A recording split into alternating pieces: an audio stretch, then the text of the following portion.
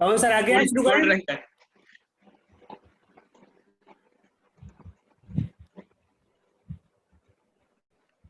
आज एकेडमी और अनुदान के सिंगल लेक्चर सीरीज के 17 लेक्चर में आप सभी का स्वागत है। और हर्ष की बात यह है कि हमारे एकेडमी और अनुदान के फर्स्ट लेक्चर की शुरुआत भी बीआरडी सर ने करी थी और अग्नि परीक्षा से करी थी, और करते करते आज हम 17वें लेक्चर पहुंच गए हैं। आज भी उनके विभाग के स्टार बल्लेबाज डॉक्टर अनुराग पांडे आज जो है अपना वक्ता के रूप में जो है आए हैं यहाँ पर। उनका भी हार्दिक अभिनंदन और स्वागत है। और मेरे जितने भी यहाँ गुरुजन, वरिष्ठ, अनुज और साथीगण जितने जुड़े हैं उन सबका स्वागत है हमारी एकेडमी और अनुदान में। और मैं गणेश जी से निवेदन करूंगा कि वो धन्वंतरी वंदना के साथ कार्यक्रम की शुरुआत करें। जी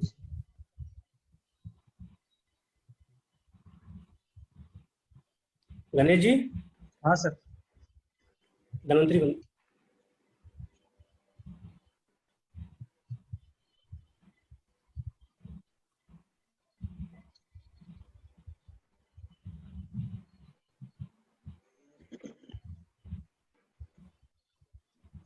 श्री धन्वंतरि स्तोत्रम्। ओम शंखं चक्रं जलौकां दधदमृतघटं चारुदोर्भिश्चतुर्भिः सूक्ष्मस्वच्छातिहृद्यां शुक परिविलसन्मौलिमम्भोजनेत्रम् कालाम्भोदोज्ज्वलाङ्गं कटितटविलसच्चारुपीताम्बराढ्यम् वन्दे धन्वन्तरिं तं निखिलगदवनप्रौढदावाग्निनीलम्।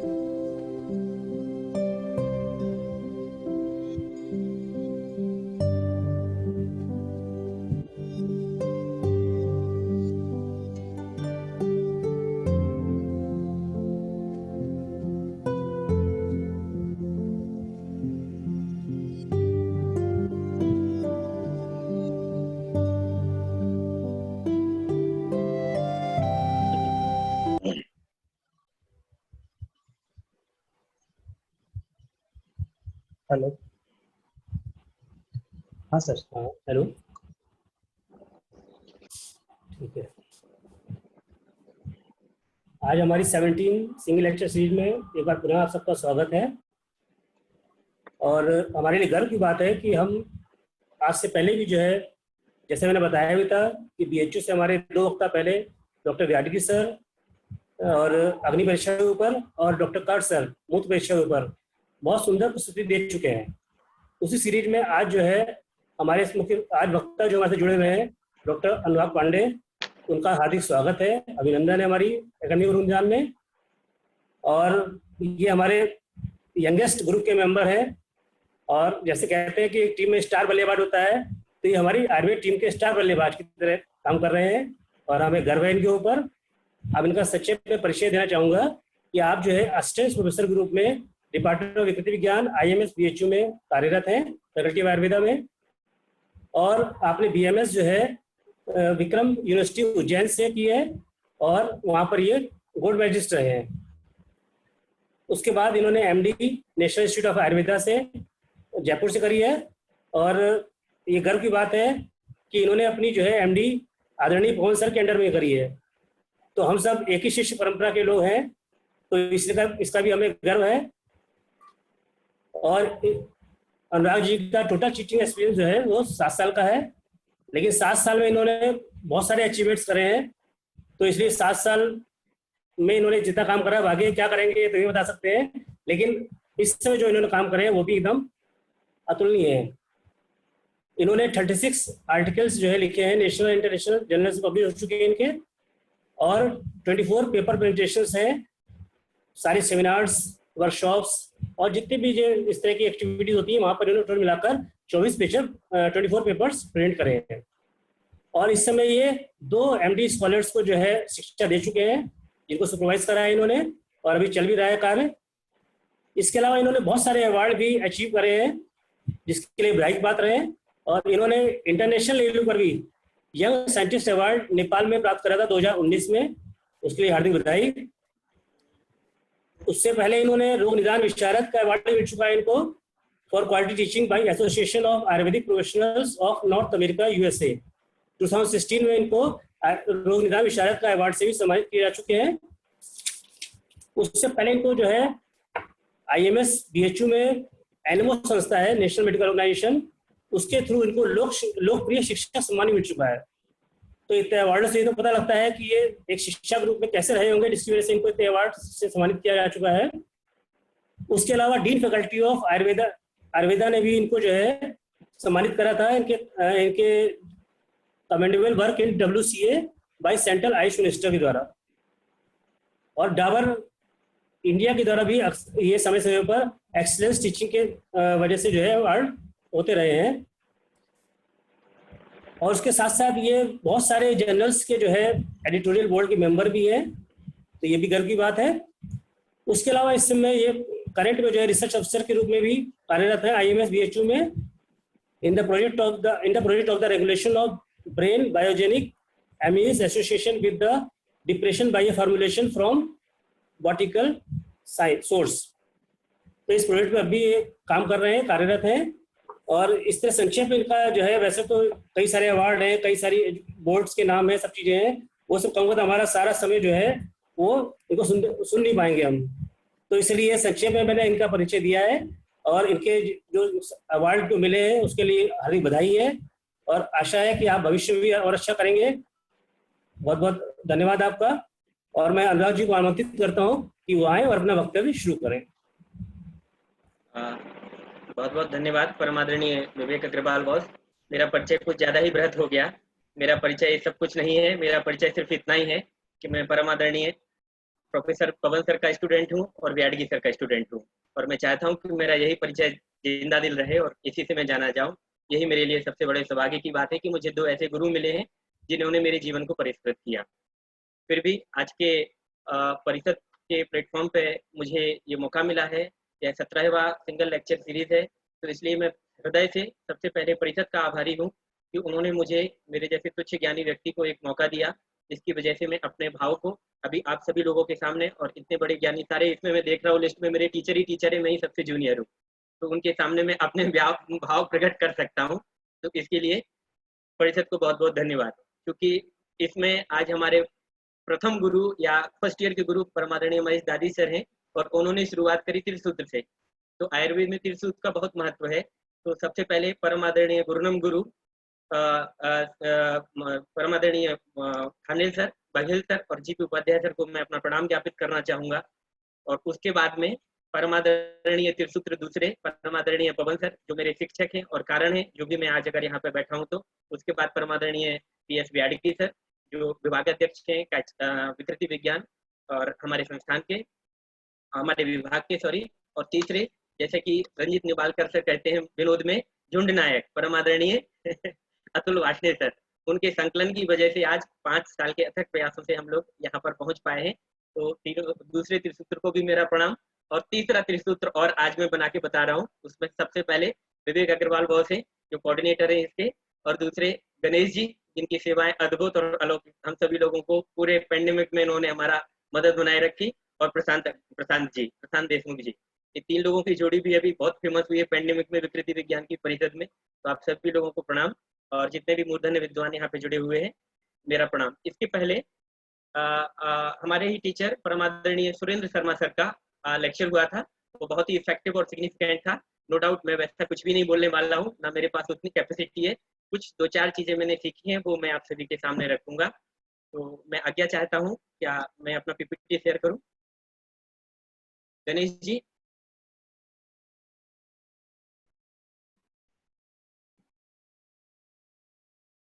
स्लाइड दिख रहा है क्या? जी बॉस। ओके।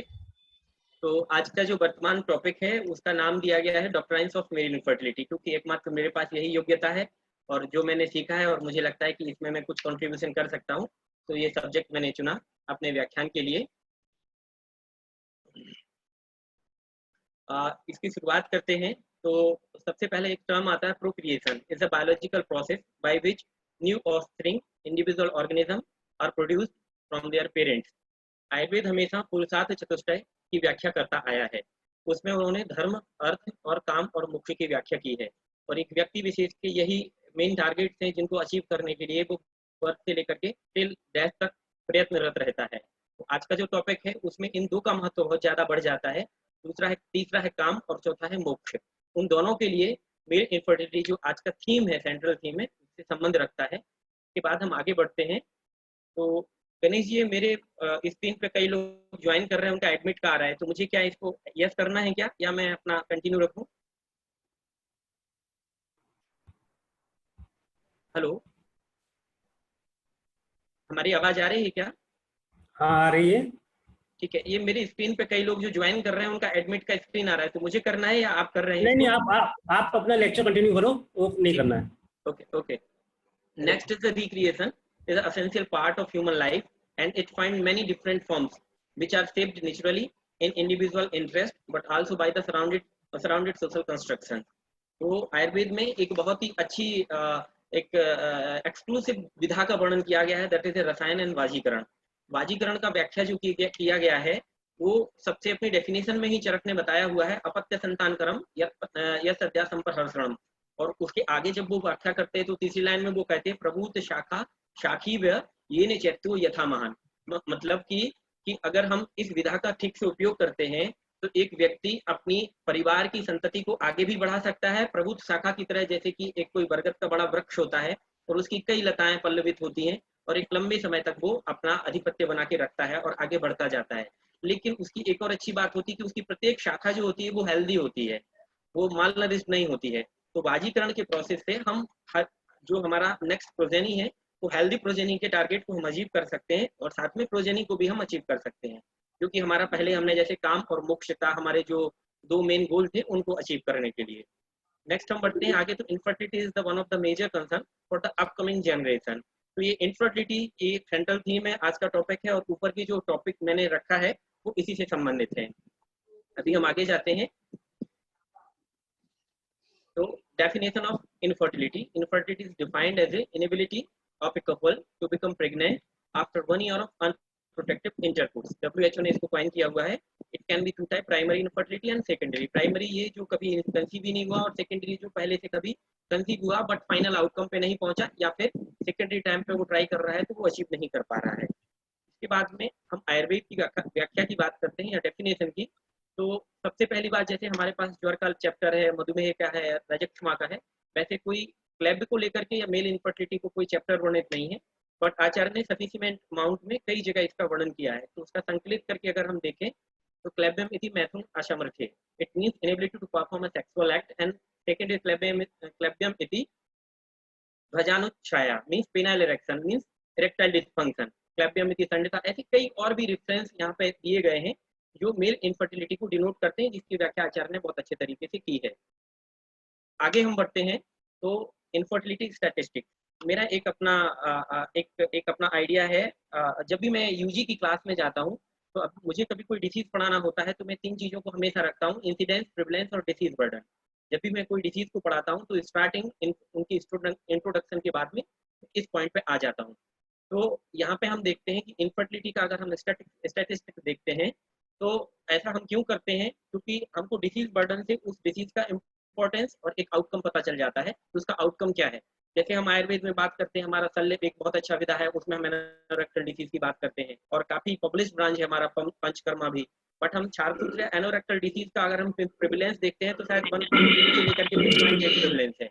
अभी बीच में कुछ बढ़ा हुआ है, या अगर हम रीजन वाइज देखते हैं, जैसे महाराष्ट्र की तरफ में जाते तो वहाँ कुछ ज्यादा है, या गुजरात में जाते तो वहाँ ज्यादा है। बट अगर ग्लोबल बर्डन देखते हैं तो 1.2 से 1.8 मुझे कई जगह 2-3 जगह मुझे देखने को मिला।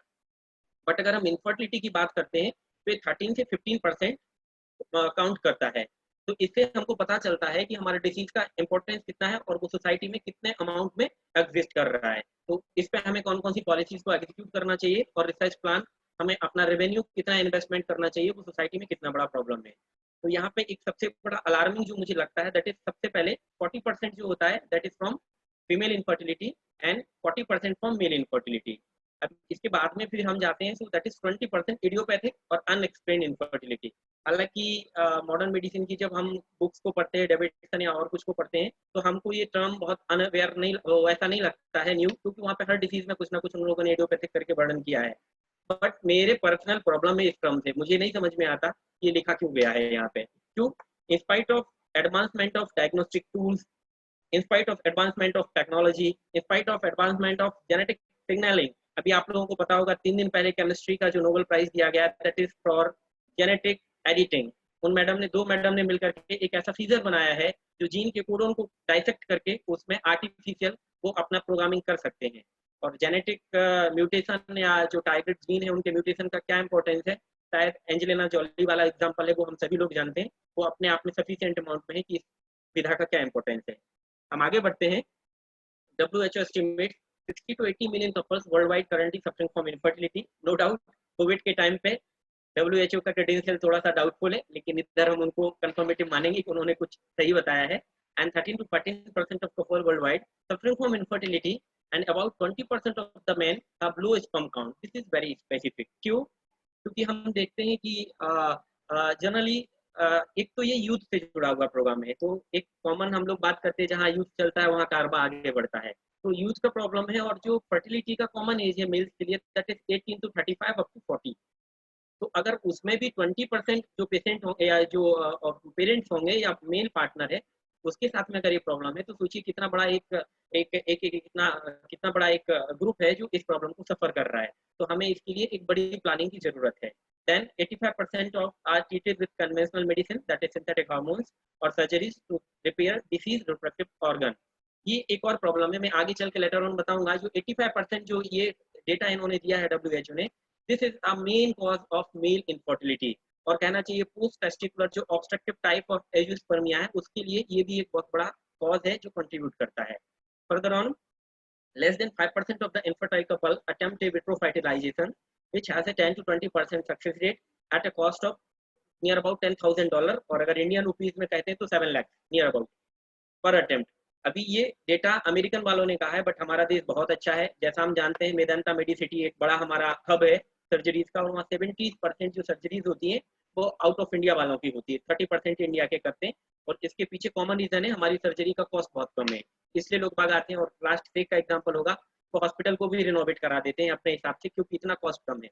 तो ये 1.5 से 2.5 लाख तक का इन्वेस्टमेंट है जो हमारे कपल इन्वेस्ट करते हैं, और इसमें भी वो इन्वेस्टेड अमाउंट होता है, उसके पीछे भी बहुत सारे और भी कॉज होते हैं। साइकोसोमेटिक ट्रॉमा एक बहुत बड़ी प्रॉब्लम होती है फीमेल पार्टनर के साथ में जब उसको इन्वेस्टिगेट किया जाता है। आगे बढ़ते हैं। In India 15 to 20 million people currently registered yearly for the male infertility. तो प्रशांत जी ज्वाइन है क्या? अपना अनम्यूट कर लीजिए। प्रशांत जी, अभी कोविड का क्या कंडीशन है कल तक का, कितने केसेस हैं हमारे यहाँ? प्रशांत या गणेश जी, कल तक याद है कुछ कितने कोविड के केसेस थे इंडिया में टोटल? कल तो सर 69 लाख थे। 69 लाख थे, ठीक ठीक ठीक, गुड। और अभी हमारे पास में इनफर्टिलिटी कितना है? 15 to 20 मिलियन, 1.5 करोड़ से 2 करोड़ के समथिंग लोग बाग, इससे ज्यादा है। तो अभी ये हमको देखना चाहिए कि कोविड के लिए हमने कितना ड्रास्टिक अपने आप को बदल दिया। सभी लोग मास्क लेकर के चल रहे हैं, पहले शुरुआत में सभी को सफोकेशन हो रहा था, और भी कई प्रॉब्लम, बच्चों को स्कूल नहीं भेज रहे हैं, पूरा का पूरा ड्रास्टिक चेंज हो गया लाइफ स्टाइल में वर्ल्ड वाइड।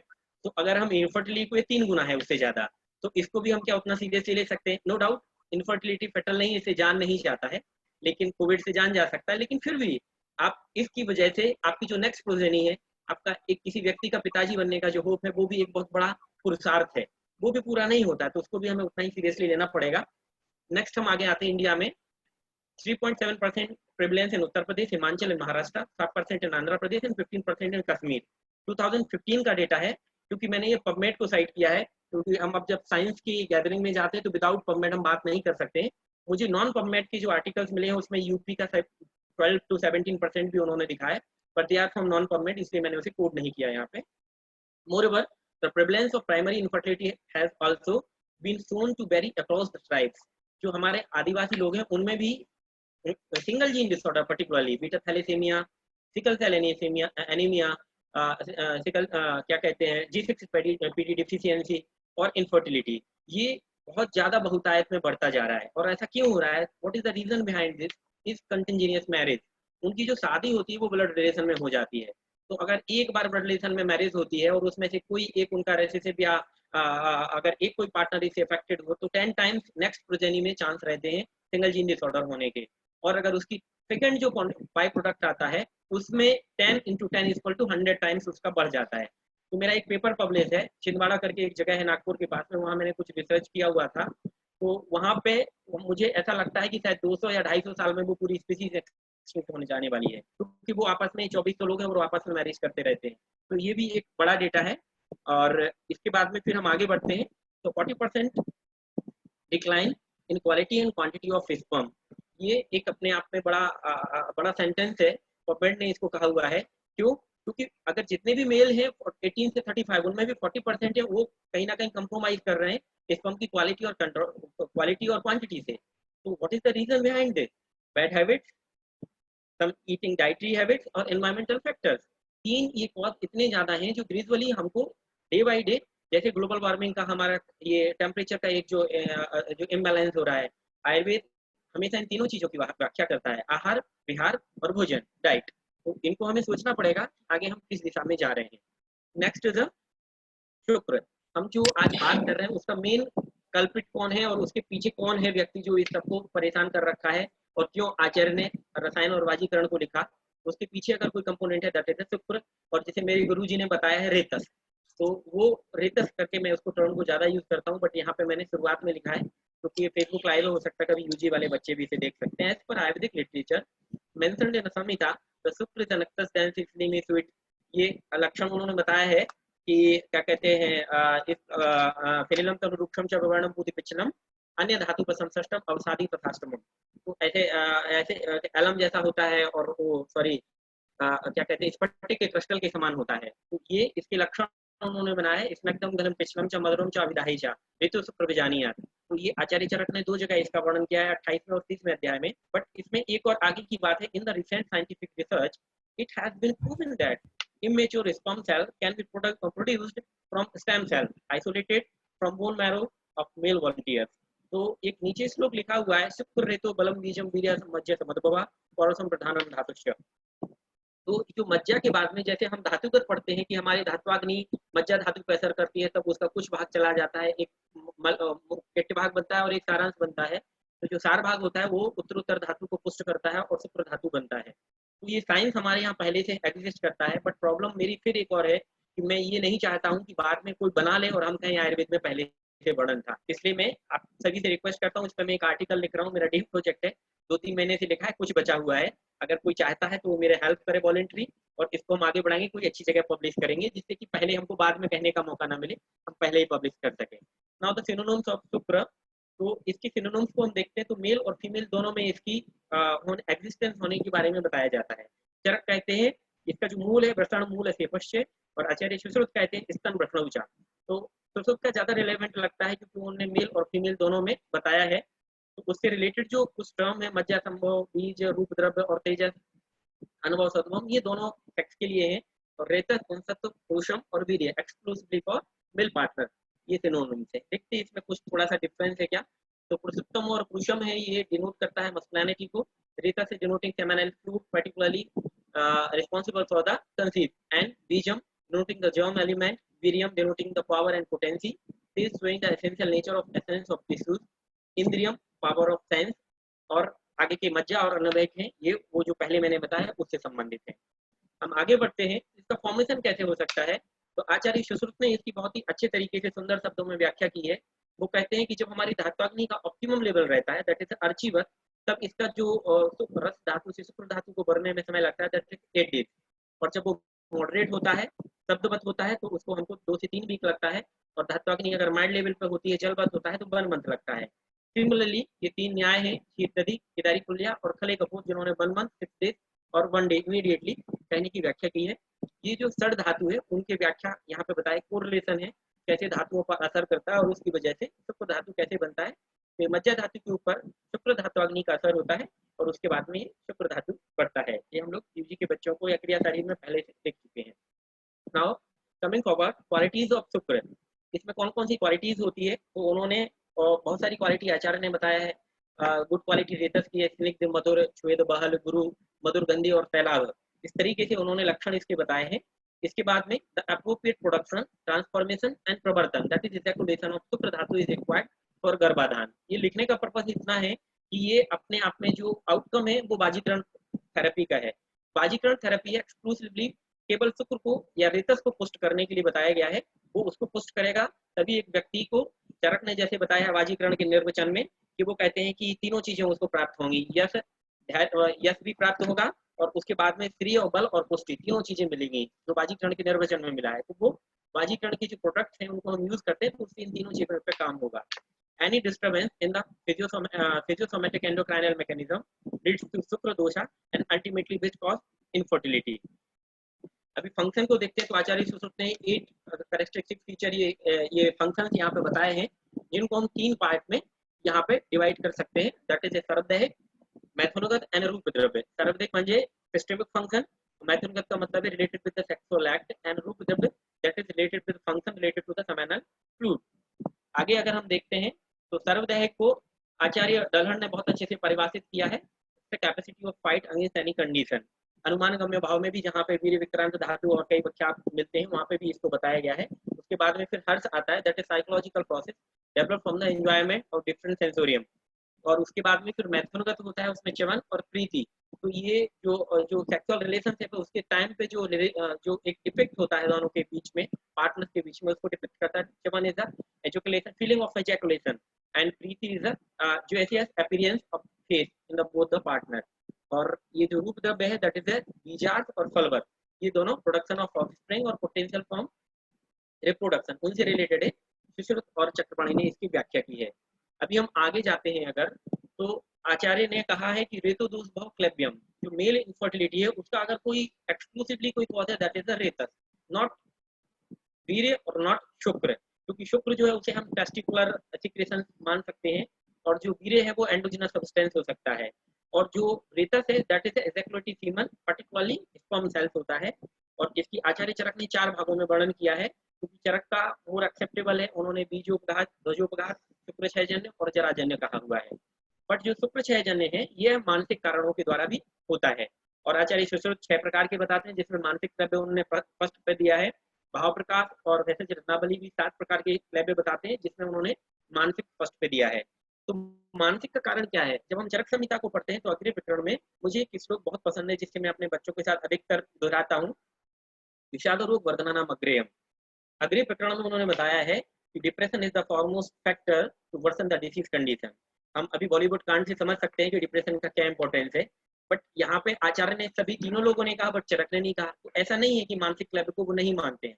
जो शुक्र क्षयजन्य क्लेब्य है उसमें उन्होंने जो कारणों को बताया है वो सारे मानसिक क्षयजन्य के लक्षण कारण बताए गए हैं, उनसे इसकी व्याख्या होती है।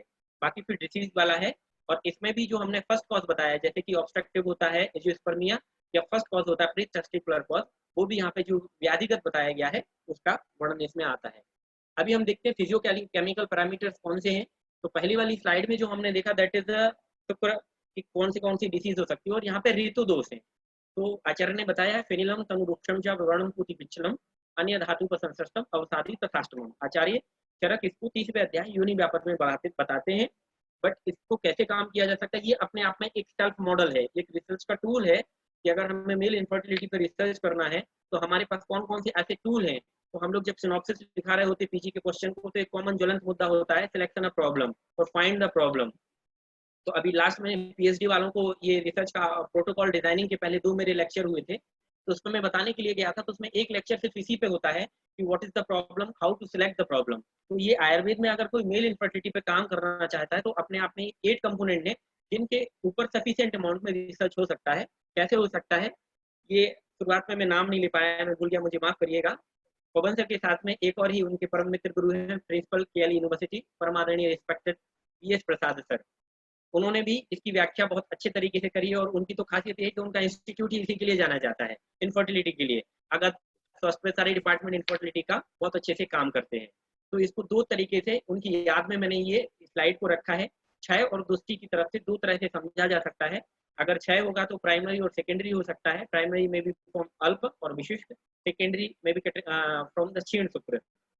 और दुष्टि है उसको हम ये 8 जो प्रकार बताए गए, फेनिल, तनु, रुक्ष, विवर्ण, पूति, पिच्छल, अवसादी और अन्य धातु का संस्पर्श, इनसे हम इसे समझ सकते हैं। अभी फिर हम आते हैं cause of infertility. Cause of infertility अपने आप में एक बहुत बड़ा टॉपिक है, क्योंकि जितने भी हम रिसर्च आर्टिकल्स को देखते हैं या लिटरल रिव्यू पे हम जब जाते हैं, तो इसमें कुछ ना कुछ हमको डे बाई डे नया मिलता जाता है। जैसे पहले हम देख रहे हैं अनोवुलेशन अगर होता है तो कंट्रीब्यूट करता है 10 to 20%, anatomical defect in female genital tract contribute 30%, and abnormal spermatogenesis is significant in male infertility, contribute 40%, and again unexplained 10 to 20%। जो मेरी प्रॉब्लम है कि इतना एडवांसमेंट हो गया, जेनेटिक फीजर हम लोगों ने डेवलप कर लिया, फिर ये नाम क्यों लिखते हैं? क्यों नहीं इसकी जगह लिख देते पूरा 100% परसेंटेज मेरा पूरा हो जाता है? क्योंकि इधर नीचे वाले श्लोक में तो ऐसा कुछ नहीं लिखा मेरे आचार्य ने, और मेरी श्रद्धा तो केवल और केवल आयुर्वेद से ही है। क्योंकि जब मैंने द्रवगुण का दादी सर का लेक्चर पढ़ता था, तो वो हर चीज ऐसे लॉजिक से पढ़ाते थे, वो आज भी मेरे दिमाग में आता है कि ऐसा है तो क्यों है, इसके पीछे कुछ ना कुछ कारण होगा। और अभी हमारे पास सीटी स्कैन के कितने स्लाइड आ गए, 64 74 स्लाइड से हम डाइसेक्ट करके देखते हैं एमआरआई को, कितने एंगल से हम देख सकते हैं। तो क्या ऐसा एंगल आज तक कोई इजाद नहीं कर पाया जिससे हम ये टर्म मुझे अनएक्सप्लेन ना लिखना पड़े? देखते हैं, आचार्य ने यहाँ पे कहा हुआ है न चाच जायते गर्भा पतम प्रसव्यति। अगर ये शुक्र दुष्टि होगी तो गर्भ नहीं होगा या फिर पतित हो जाएगा। और शुक्रम ही दुष्टम संपत्यम सदारम बाधते नरम। अगर शुक्र दुष्ट है तो व्यक्ति कभी भी उसका कंसीव होने में प्रॉब्लम आएगी और कुछ ना कुछ प्रॉब्लम से वो सफर करता रहेगा।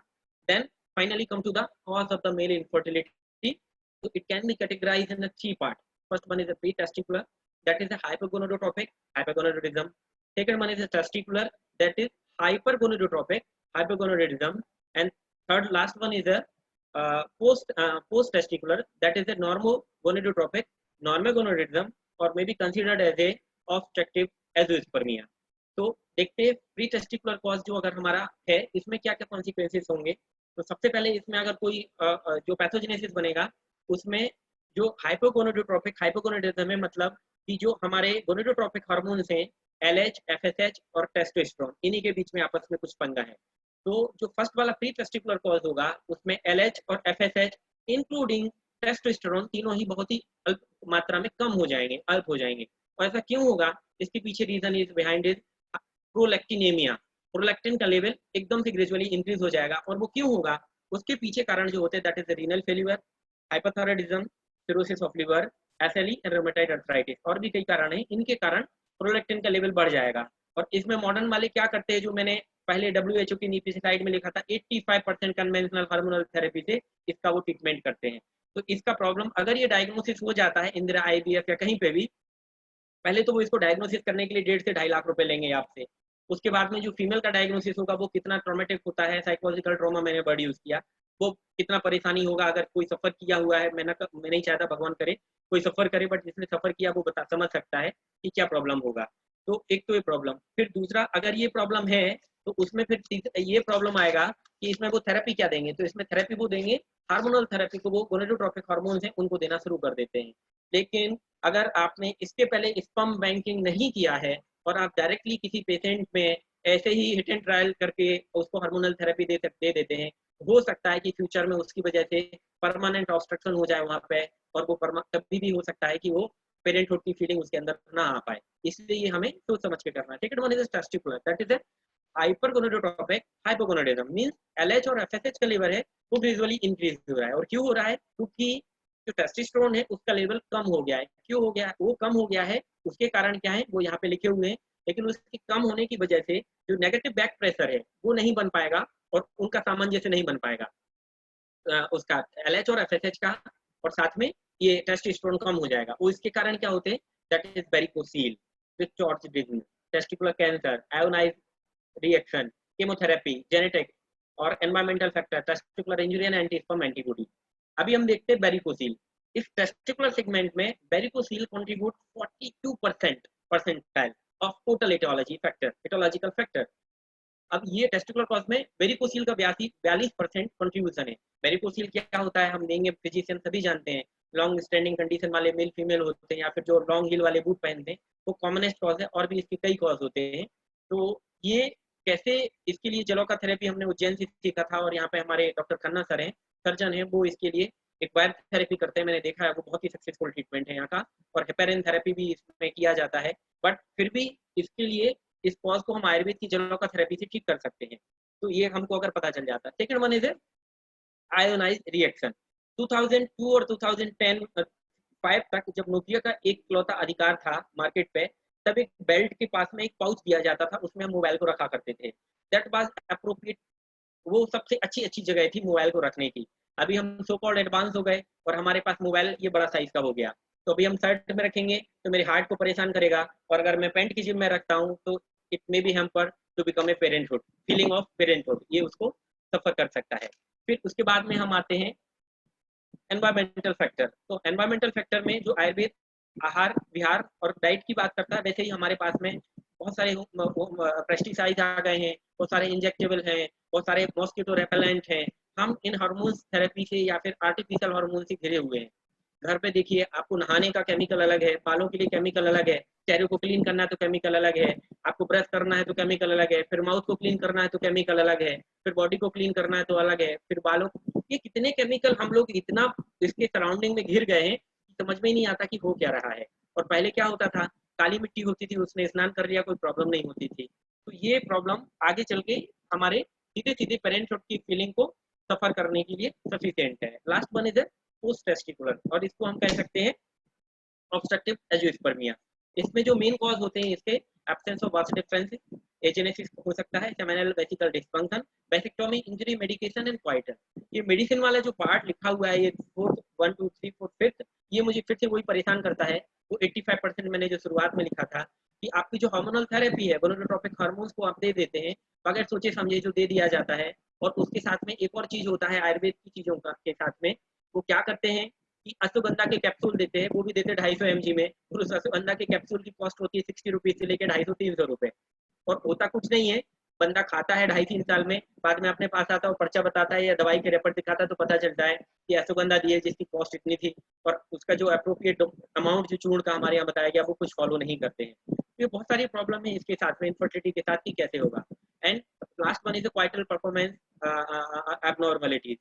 तो अभी ये सेक्सुअल एजुकेशन इंडिया में अभी नहीं अलाउ किया गया है, बट ये भी बहुत सारे लोगों का प्रॉब्लम है।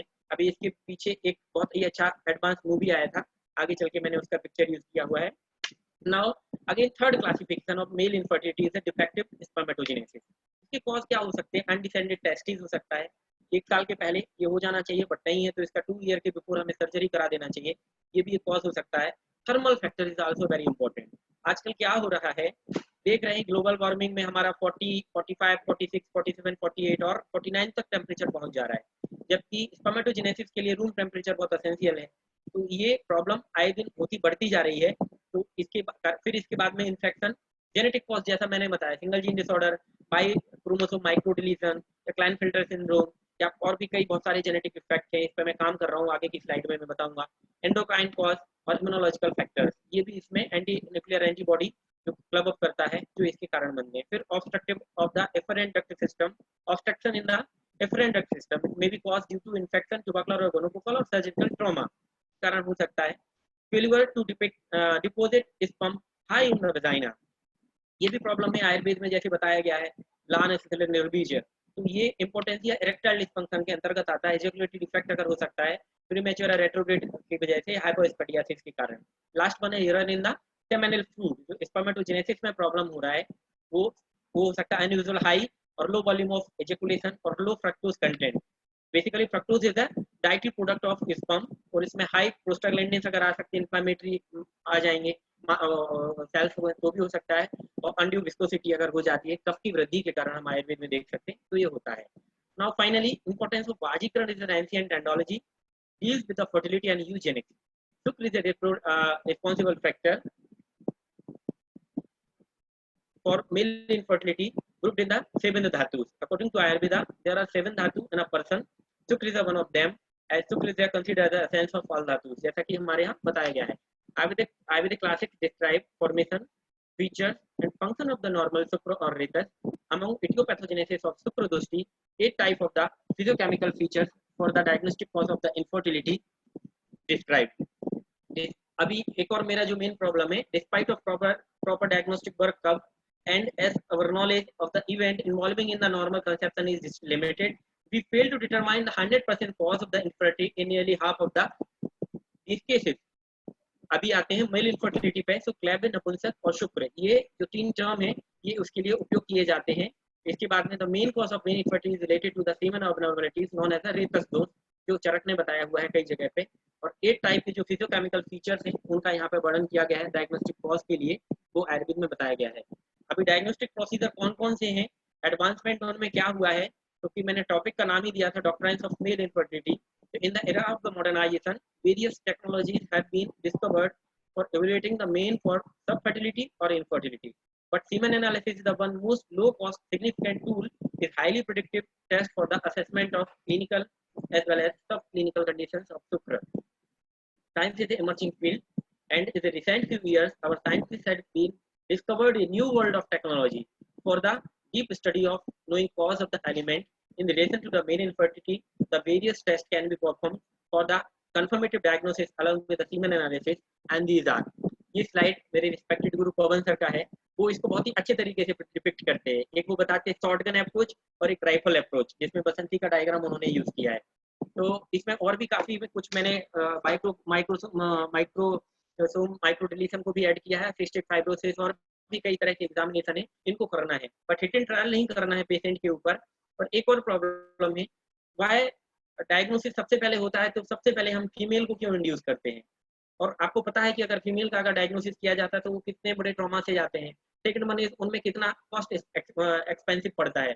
फीमेल का जो जेनेटिक एग्जामिनेशन किया जाता है या लेबोरेटरिकल टेस्ट होता है वो लगभग 1.5 से 2 लाख तक चला जाता है. 60,000 तो वो पहले भरवाते हैं IVF के लिए. आप अगर कहीं जाते हैं IVF के लिए जाते हैं या डायग्नोसिस के लिए जाते हैं. और अगर इसके लिए आप मेल को क्यों पहले नहीं करते हैं. मैं मेल्स के अगेंस्ट में नहीं हूँ, बट फिर भी मुझे लगता है कि अगर इनफर्टिलिटी कब से कोई पेशेंट अगर इस बात को एग्जिस्ट करता है या उसके दिमाग में आता है तो इमीडिएटली सबसे पहले सीमेन एनालिसिस को होना चाहिए. ये इंडिया में नहीं होता है क्योंकि इंडिया में इसको स्टिग्मा या कर्ज के रूप में यूज करते हैं लोग बाग, इसलिए मेल सो कॉल्ड पोटेंट होते हैं और वो पावरफुल होते हैं तो वो सबसे पहले नकार देते हैं, नहीं नहीं मेरे को ना बाबा कुछ नहीं है, जो कुछ है फीमेल को है, और उनको जो किया जाता है. तो ऐसे नहीं होना चाहिए. ये इसके बाद में क्या इन्वेस्टिगेशन हो सकता है, तो ये स्लाइड में कुछ पवन सर ने बहुत अच्छे तरीके से बताया था. गणेश जी हैंग कर रहा है क्या, अच्छा आ गया. ये सबसे पहले अगर हम बेड साइड क्लास कभी लेने के लिए जाते हैं यूजी स्टूडेंट के लिए, तो वहाँ पे मैं सबसे पहले फर्स्ट क्लास में उनको बताता हूँ. जैसे त्रिसूत्र की आज बात हुई है तो clinical history, physical examination and laboratorical investigation, these are the 3 सूत्र is main pillar of the bedside class. तो अगर ये करने के लिए हमें ये सबसे पहले जरूरत है. और इसका फर्स्ट लाइन जैसा मैंने कहा सीमेन एनालिसिस करेंगे, उसको करेंगे तो उसमें 2 चीजों का प्रेफरेंस होगा, या तो रिपोर्ट नॉर्मल आएगा या एबनॉर्मल आएगा. नॉर्मल आता है तो हम स्पर्म डीएनए इंटीग्रिटी को या एंटी स्पर्म एंटीबॉडी को देख सकते हैं, या उसके बाद में फीमेल एवेल्युएशन कर सकते हैं. और अगर उसका एबनॉर्मल आता है तो एंडोक्राइनल जो गोनाडोट्रोपिक हार्मोन है उनको देखेंगे, और एडिशनल टेस्टिंग में सबसे पहले जेनेटिक एवेल्युएशन करेंगे. तो जेनेटिक में AZF का है, AR का है, ये कुछ जीन्स हैं जिनको एक्सप्लोर में कर रहा हूँ, उनका हम एनालिसिस कर सकते हैं जो एजियोस्पर्मिया के लिए रिस्पॉन्सिबल होते हैं. और एजियोस्पर्मिया विदाउट जेनेटिक एवेल्युएशन के बगैर कंफर्म नहीं हो सकता. उसके लिए लेबोरेटरिकल टेस्ट जो प्लेन ब्लड टेस्ट है या बायोकेमिकल है उसके द्वारा नहीं हो सकता है. Then transrectal ultrasound, MRI, scrotal sonography, retrograde ejaculation assessment, testicular biopsy and vasography और वेनोग्राफी, इनको करने का भी इंपॉर्टेंस है. नाउ फिजिकल एग्जामिनेशन जो पहले बताया गया था. So not many of us actually do the physical examination, particularly sitting in the OPDs, and especially for the genital examination तो वैसे भी नहीं करते. इसके पीछे और भी कई कारण होते हैं. कौन देखेगा, पेशेंट करेगा कि नहीं, उसको सेम फील होगा, या फिर हमको भी कई बार लगता है ठीक है ना उसे हिस्ट्री ले लेते हैं और वो भी दुखे छुपे शब्दों में बता देते हैं कि ऐसा है क्या वैसा है. ठीक है, तो अभी हमको आगे जाना है कि अगर फिजिकल एग्जामिनेशन करना है तो उसके लिए क्या रूट कॉज होना चाहिए, क्या हमारे प्रोटोकॉल होगा. तो general examination must be noted weight and BMI, pattern of realization, presence of gynecomastia, penile abnormalities or scrotal, content को हमें देखना है, टेस्टिस के साइज को और कंसिस्टेंसी को हमें ऑर्किडोमीटर आजकल अवेलेबल है उससे हम देख सकते हैं। एपिडाइडमिस रेडियोलॉजिकल अपीयरेंस से हम साइज और कंसिस्टेंसी को देखेंगे। वासा डिफरेंसेस का प्रेजेंस और साइज क्या है वो देखेंगे, और वेरिकोसील को देखेंगे, पाल्पेबल है और साइज है तो उसे कर सकते हैं उसको देखेंगे, और पोस्टिट क्लेंट को साइज और कंसिस्टेंसी को हम देखेंगे। आगे देख जाते हैं अगर हम, तो perhaps more than and many other medical assessment, evaluation of infertility requires a methodic approach involving a comprehensive medical history, review of the system, targeted physical examination, and basic laboratory test is essential. In effective initial approach should be rapid, cost-effective, and non-invasive. क्योंकि हम देख रहे हैं अगर semen analysis को अगर हम कर ले रहे हैं तो 250 से 500 रुपए में हो सकता है। और ये जो डायग्राम आया ये काफी फेमस मूवी था स्पर्म डोनर का, तो इसके द्वारा भी हम समझ सकते हैं। और उसके ऊपर लिखा हुआ है प्राइवेट, तो प्राइवेट बनाने का, लेकिन ये प्राइवेट से अनप्राइवेट हो जाता है बाद में, लास्ट में पता चलता है। लेकिन ये कितना सिग्निफिकेंट है इसके बारे में हम समझ सकते हैं कि इसका महत्व कितना ज्यादा बढ़ जाता है। फिर हम अभी आगे जाते हैं तो देखते हैं इसके लिए जनरल कंसिडरेशन क्या होना चाहिए। तो that required abstinence 3 to 5 days और 7 days मिनिमम, इतना हमको चाहिए है। कंटेनर कौन सा यूज करेंगे, तो must be use wide mouth, dry और no detergent, specially no condom collection हमको नहीं करना है उसका, क्योंकि कंडोम के अंदर में स्पर्मिसाइडल मटेरियल इन्वॉल्व होता रहता है, इसलिए उसे हम यूज नहीं करेंगे। Method for the collection is masturbation is the best method. coital interruption, penile vibration and electroejaculation are also available in a market, but masturbation is the best method. इसके बाद में हम आते हैं, ये भी मैंने पवन सर से ही सीखा है। अभी तक WHO ने 5 टाइप के मैनुअल यहाँ पे अभी तक उन्होंने घोषित किए हैं, पर 2010 का लास्ट आया था, तो हम होपफुल हैं कि पेंडेमिक के बाद में अभी हमारी आयुर्वेद की चेयर वहाँ पे बहुत अच्छा काम हो रहा है WHO में। तो मैं सर से भी रिक्वेस्ट करूंगा इस लेक्चर के माध्यम से, पवन सर से, कि आप ही इस विधा के पारंगत और अग्रणी प्रणेता गुरु आप ही हैं, तो इसको भी आप आगे बढ़ाएं कि फिर नया फिक्स और आ जाए, तो इसमें और हमको कुछ पीपीटी में बनाने के लिए कुछ नया स्टफ मिल जाएगा। इसमें हम देखते हैं वॉल्यूम सबसे पहले उन्होंने जो फर्स्ट सेकंड में बहुत ज्यादा सिग्निफिकेंट था बट आ नहीं रहा था स्लाइड में, इसलिए मैंने 3 को लिया है। सेकंड 2 ml रिक्वायरमेंट था मिनिमम, और लास्ट में वो कहते हैं 1.5 ml की ही रिक्वायरमेंट है। अभी ये अपने आप में क्यों सिग्निफिकेंट है, क्योंकि जब कोई व्यक्ति एक पेरेंटहुड की फीलिंग लाता है उसके साथ में देखिए क्या हैपनिंग हो रहा है। वॉल्यूम के साथ में स्पर्म कंसंट्रेशन अगर होता है तो हमको जो टोटल स्पर्म कंसंट्रेशन या स्पर्म कंसंट्रेशन मिनिमम और अबव 20 मिलियन पर एजेकुलेशन हमको चाहिए, बट लास्ट में जो वो 10th के मैनुअल में बताते हैं वो कहते हैं 15, और 15 से अगर नीचे आता है तो वो फिर उसको कह देते हैं ओलिगोस्पर्मिया या ओलिगोजोस्पर्मिया। फिर उसके बाद में वो देखते हैं टोटल मोर्टेलिटी, उन्होंने पहले 50% कहा और लास्ट में आते आते उन्होंने कह दिया 40%, और अगर इसके नीचे जाता है तो दैट इज एस्टिनोजोस्पर्मिया।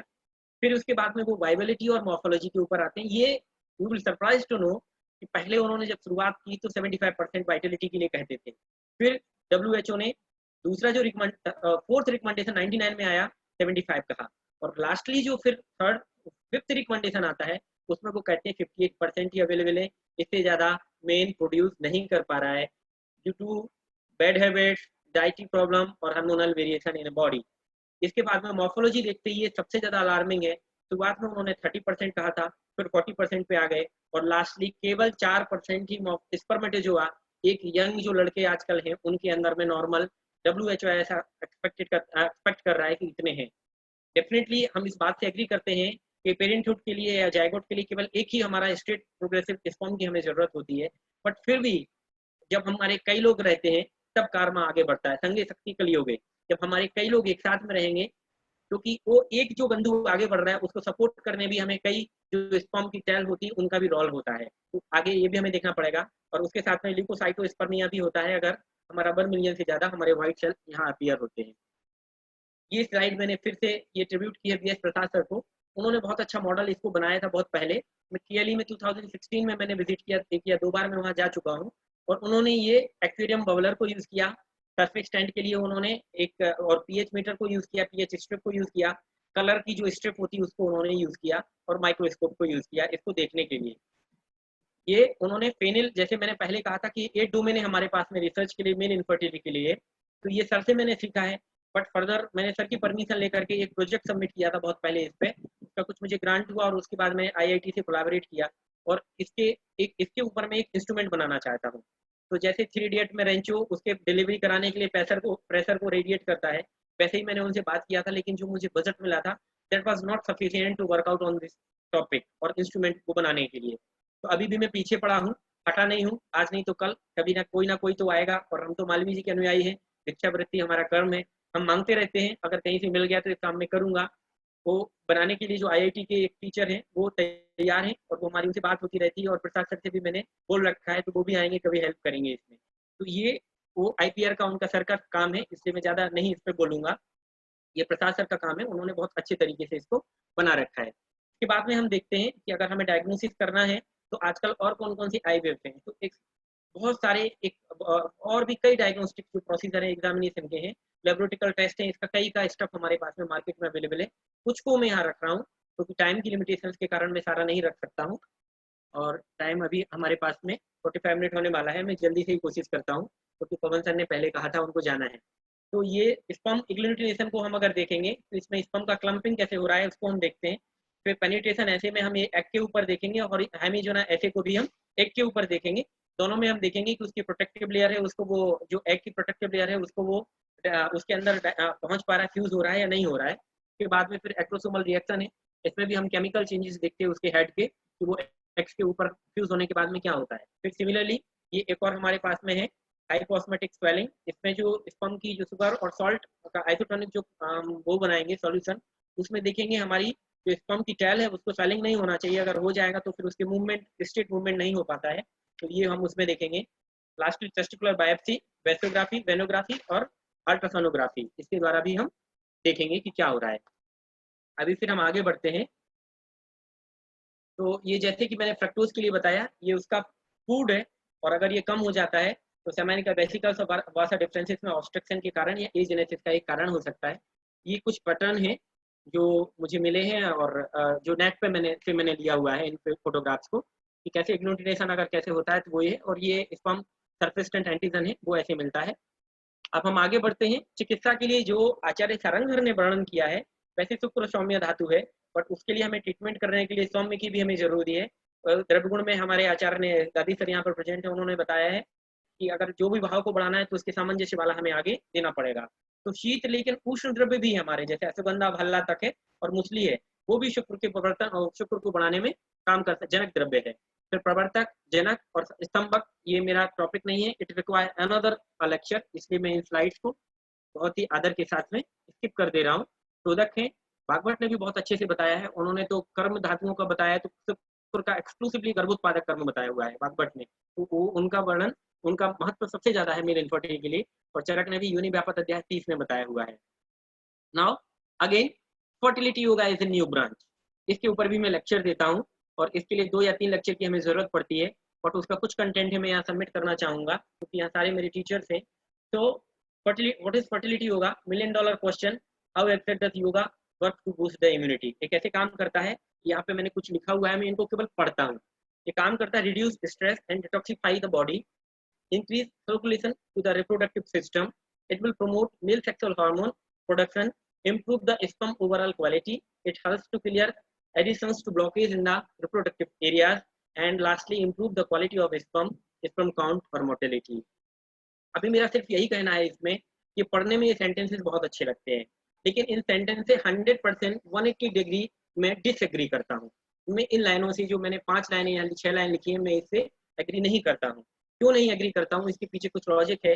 फर्स्ट लॉजिक है, जब भी मैं आदरणीय दीप पांडे सर से बात करता हूँ या जब भी मेरी उनसे बात हुई, तो उन्होंने ही मुझे ये चीज बताई, आजकल बहुत सारे पबमेड पे और आर्टिकल्स की भरमार है कि योगा की वजह से क्या क्या साइड इफेक्ट्स होने लगे हैं। कोई भी लोग किसी भी तरीके से बार बार या कोई सैलून पर कुछ भी हाथ जोर से मार देता है, उसको टीयर हो जाता है, वो कहता है ये तो योगा का पार्ट था। और योगा के नाम पे आजकल जिम्नास्टिक हो चुका है, योगा कम होते हैं, हर कोई उल्टा लटक जाता है, उसे योगा बताने लगता है। जबकि जो आचार्य थे उन्होंने तो केवल एक ही बताया सिद्धार्थन, और वो अलग हो गए। अब उनको पता नहीं कि सारे आसन उल्टे हो गए, वो एक बता के गए थे। तो ये मेरी बेसिक प्रॉब्लम है। इसके साथ में फिर दूसरा जो लॉजिक यहाँ पे आता है, that is what is the therapeutic effect of the yoga, वो कैसे करता है, हाउ डज इट वर्क, कैसे काम करता है। तो इसमें मैं यहाँ पे दादी सर हैं, मैं सेकंड ईयर का अपना एक एक्सपीरियंस बताना चाहूंगा कि जब हम द्रव्यगुण सेकंड का पेपर देने जा रहे होते हैं, और एक बहुत ही पब्लिश बुक है, बीएचयू से ही निकली है, आदरणीय प्रियव्रत शर्मा सर की किताब, तो उसको जब हम पढ़ते थे और जब हम डिलीवर जाते थे अगले दिन एग्जाम के लिए, तो एक रात पहले हमें लगता था कि सारी औषधि का सभी सारा दहक एक्शन है, सब पे सब कुछ काम करता है, क्योंकि हमारे दिमाग में वो केमिकल और ज्ञान का लोचा हो चुका होता है। तो वैसे ही है कि हम लोग एक रेडीमेड कमेंट मारते हैं, योगा तो ब्लॉकेज को भी ठीक कर देता है, योगा इम्यूनिटी को भी करता है, योगा एंजाइटी को भी ठीक करता है, योगा डिप्रेशन को भी करता है। बट ऐसे आगे चल के काम नहीं चलने वाला है। अभी सभी लोग अवेयर हो गए हैं, और लास्ट का 3 दिन पहले का IMA का जो आपको मिस कंफ्यूजन डेवलप किया गया, वो सब हम ही लोगों के ऊपर एक बहुत बड़ा ब्लैक डॉट है, और उसके लिए सभी लोग काम कर रहे हैं अग्रणी होकर के। मैं भी कल रात को 10 बजे एक बहुत बड़ी बैठक में था, उसमें बहुत सारे लोग जुड़े थे, और उस पर हमने अपने विचार रखे कि हमको अपने जितने भी हमारे जो एक्सपेरिमेंटल स्टडीज हैं उनको करना पड़ेगा, और एक हमें प्रॉपर प्लेटफॉर्म पे अपनी बात को पब्लिश करना पड़ेगा, तभी हम बात रख पाएंगे। और इसके लिए हम लोग ऑलरेडी 2 साल से काम कर रहे हैं। कैसे? हमारे पूर्व डीन थे इसके पहले, आदरणीय परम आदरणीय प्रोफेसर वाई त्रिपाठी सर, उनको जब मैंने ये बात बताई तो उन्होंने कहा अनुराग हम क्यों नहीं इसके लिए एक कोर्स डिजाइन करते हैं, और बनारस के 50 हमने सलून के मालिक को वो बुलाया, जो नाई थे जो कटिंग करते थे उनको बुलाया, और उनको 7 दिन में हमने 1000 में ट्रेंड किया कि आपको मसाज करनी है, आपको चंपी करनी है अगर सिर की तो कैसे करेंगी, किस डायरेक्शन में। कोई पंचकर्मा विभाग के अध्यक्ष आदरणीय JP सर थे, उनको इसका काम दिया गया और बहुत अच्छे से हमारे आदरणीय कर सर भी इसमें इन्वॉल्व थे, और उसको काम को एग्जीक्यूट किया गया कि जिससे हम बताएं, जिससे क्योंकि बनारस तो हब है तो यहाँ पे बाहर के लोग भी बहुत आते हैं, तो ये हमारा आयुर्वेद की विधा गलत तरीके से ना पहुंचे, और हम कोशिश करेंगे कि आगे भी ये विधा हमारी BHU में होता रहे, 7 दिन का शॉर्ट टर्म कोर्स, जिससे हम ट्रेंड करते रहे उनको। अभी हम आगे बढ़ते हैं, तो इसको हमको लिखना है अगर तो कैसे लिखेंगे? Role of the asana in infertility is reduce stress and anxiety. इससे काम नहीं चलेगा।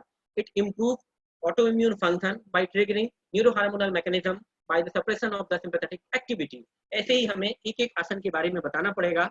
It requires another 2 or 3 lecture from my side, but अभी मुझे बताना है तो मैंने सारे आसन को लिखा के एक स्लाइड में छोड़ दिया है। इन पे एक एक पे आराम से लेक्चर किया जा सकता है, और उनके बायोलॉजिकल प्रोसेस क्या है, केमिकल क्या चेंजेस आते हैं उस पे। यह लेक्चर जो था ये 3 पार्ट में डिवाइडेड था। पहला यूजी वाले स्टूडेंट के लिए जिसमें लिटरल था, सेकंड रिसर्च का है, और ट्रीटमेंट वाला कुछ पोर्शन था रिसर्च का है, और एक टेक होम मैसेज फिर बाद में क्या मेरा आउटकम है। तो जो इनफर्टिलिटी से related out of my 36 publication मैंने कुछ ये काम किया है।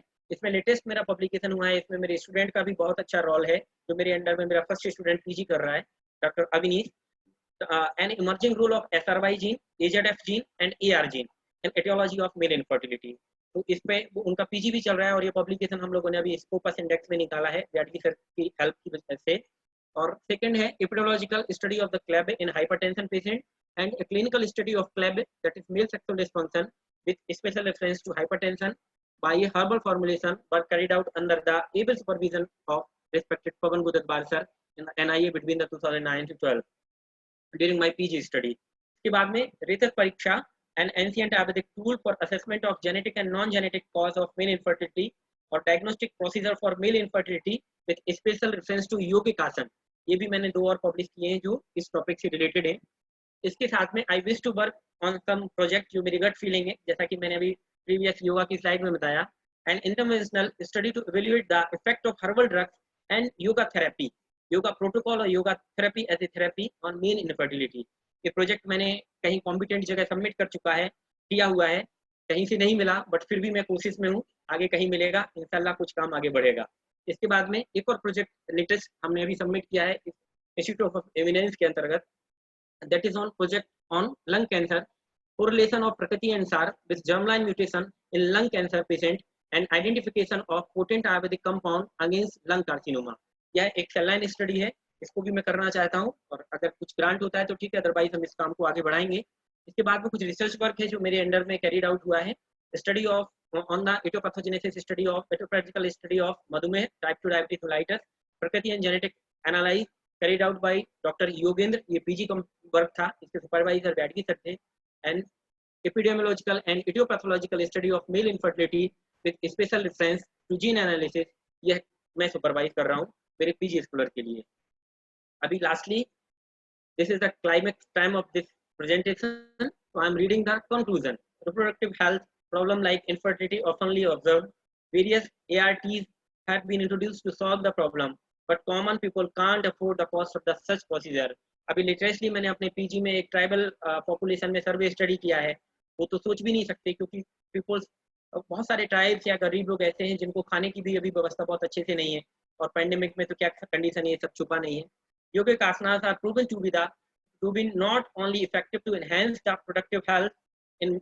reproductive health in men to produce a successful pregnancy, but also to regulate sexual desire in men who practice celibacy। Some reports suggested regular yoga practice from childhood age is beneficial to reproductive health.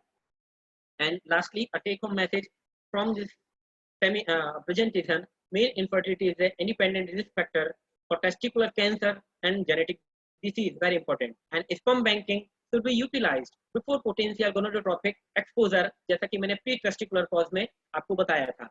Secondly, pre-testicular cause of male infertility exert their negative effect by imbalancing in the hormonal situation of sperm production.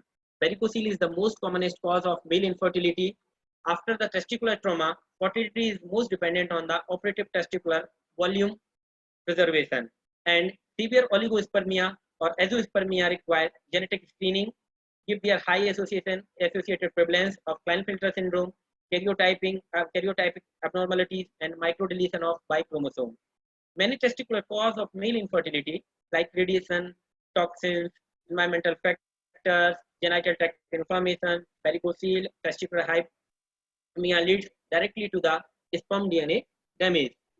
And guidelines for prevent of infertility, जो हमारा young generation है, उनके लिए ये take home message है: vaccinate children with mumps, measles and rubella vaccine at birth time, appropriate time. Avoid excessive alcohol, smoking, cocaine and marijuana. Smoking का सबसे ज्यादा रोल है जो स्पर्मिसाइडल है, और आजकल तेरे नाम जैसी मूवियों के बाद में, और अभी एक और आई थी कोई, और अभी कोई मूवी आई थी, उसमें ये एक ट्रेंड ही हो गया है कि ये लोगों को पीना है और ऐसे. तो इन पे मेरे हिसाब से इस पे बिल लगना चाहिए, क्योंकि तो ये कितना ज्यादा इफेक्ट कर रहा है स्पर्म को. ये 4% मॉर्फोलॉजी पे ला दिया है WHO ने. वो कहने लगे हैं कि इतना हो ही नहीं रहा है. तो आगे हमको सोचना चाहिए. और अभी प्रेजेंट में जो ड्रग के लिए कॉकटेल चल रहा है सोसाइटी में, न्यूज चैनल हमको परेशान किए 3 महीने से, कुछ भी देखने नहीं देते, वो हम सभी से छुपा नहीं है. बॉलीवुड की जो लड़ाई चल रही है इस पे. Undescended testes should be surgically treated at the early age, preferably before 2 years of life.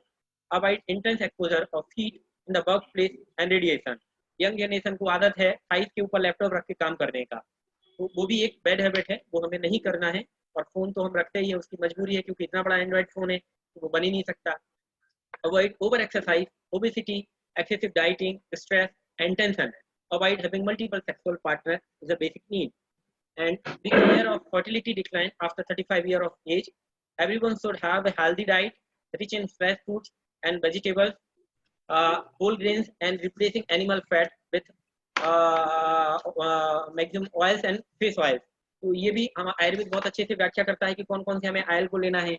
अभी फिर भी वही बाद में जो कार्डियक डिसीज में आता है, मेरा एक पेपर पब्लिश होने वाला था इस पे, एक क्लास में मैंने बताया था जिसमें इंटरमिटेंट फास्टिंग का क्या रोल होता है और ऑयल का क्या रोल होता है. एक प्रेजेंटेशन में मैं कहीं गया था. तो अभी हम लोग बहुत सारे लोग क्लेम करते हैं triple refined, 4th refined, 5th refined, और सबसे अच्छा मस्टर्ड ऑयल है जो अनरिफाइंड होता है, कच्ची घानी का जो आता है, उससे अच्छा कुछ भी नहीं है. और कार्डियोलॉजिस्ट भी करते हैं कि ये कोई मतलब नहीं है रिफाइंड का. वैसे ही और भी डाइटरी प्रोडक्ट है जो आयुर्वेद करता है कि जो हमारे भोजन है वो त्रिअग्नि का पाक ही होना चाहिए. दी पांडे सर ने बहुत अच्छे से मुझे एक दिन ये समझाया था अपने लेक्चर में. वो फर्स्ट अग्नि है जो नेचर से हमारे खलिहान में गेहूं पकता है. सेकेंड अग्नि है जो हमारी माता जी और भारिया किचन में पकाती है. और थर्ड अग्नि है हमारी सम्मानीय जठराग्नि जो हमारे एब्डोमेन में पचाती है. उसके अलावा जितना भी आप माइक्रोवेव को यूज कर रहे हैं वो सारा आपको या तो माइग्रेन की तरफ ले जा रहा है, या फिर स्पर्मिसाइडल है, या फिर और भी आपको बहुत सी डायबिटीज या लाइफस्टाइल डिसऑर्डर की तरफ ले जा रहा है, या मेदोरोध हो रहे हैं. Lastly, researches in India discovered an antioxidant lycopene which is found in the watermelon, grass, tomato, and some sort of sulfates can boost sperm concentration in the infertile man. Watermelon का बीज नहीं, वो स्पर्मिसाइडल होता है, but watermelon total अगर हम खाते हैं वो स्पर्म को बढ़ाता है. इसलिए हमें ध्यान रखना, नींबू खाना है, नींबू का बीज नहीं खाना है. वैसे ही ये है. Lastly, this is my last slide. यह काइच किस्सा में परमादरणीय हमारे गुरुजी हैं आदरणीय अजय पांडे सर. उन्होंने शायद इस पे कुछ रिसर्च किया हुआ है. और बचपन से ही जब मैंने 3rd ईयर में श्लोक याद किया था आचार्य सारंगधर का, वाल्य वृद्धि छविर मेधा स्वग दृष्टि शुक्र बुद्धि कर्मेंद्रिय चेती दसवें हंति नरम नरम, तब से मुझे बड़ी श्रद्धा आती थी इस श्लोक में. और BHU में आया तो मैंने देखा इस पर तो रिसर्च भी हो गया है. तो बाल्यावस्था में एकोरस कैलिमस और गोल्ड भस्म को हम यूज करते हैं बाल्यावस्था को बहुत पावरफुल करने के लिए. जैसे स्वर्ण प्राशन के बारे में हम बात करते हैं, वृद्धि के लिए कास्मरी और बड़ा सिडाकार्डिफोलिया को हम यूज करते हैं. 3rd, छवि के लिए हर कोई व्यक्ति इसके लिए परेशान है, आमल की और लौह भस्म को हम यूज करते हैं, एम्लिका ऑफिसिनल. मेधा के लिए शंख पुष्पी, वक्त के लिए जटामानसी, ज्योतिषमती और शुक्र, लास्टली 70 ईयर तक की व्याख्या आचार्य सरस्वत ने सारंग धरने की है कि तब तक हो सकता है। और कैसे हो सकता है? बाय द यूजिंग आत्मगुप्ता और अश्वगंधा, इनको द्वारा अगर हम लेते रहेंगे लगातार। और अश्वगंधा का तो अभी कितना अच्छा रोल देखने को मिला है, शुंठी का और अश्वगंधा का पैंडेमिक में भी, ये किसी से छुपा नहीं है। फिर विक्रम के लिए अमल की, ब्राह्मी और वल्ल रसायन, ये मुझे पर्टिकुलरली ये श्लोक बहुत अच्छा लगता है। मेरा काम नहीं है, काज किस्सा का है, बीएचयू में हुआ है, इसलिए मुझे जब मिला तो मैं अधिकतर स्लाइड में ये लेकर के जाता हूँ, जिससे मैं बता सकूँ एज वाइज ये भी हम दे सकते हैं। तो लास्टली सभी को बहुत बहुत धन्यवाद। और मैं सिर्फ 2 बातें कह के अपनी बात खत्म करना चाहता हूँ।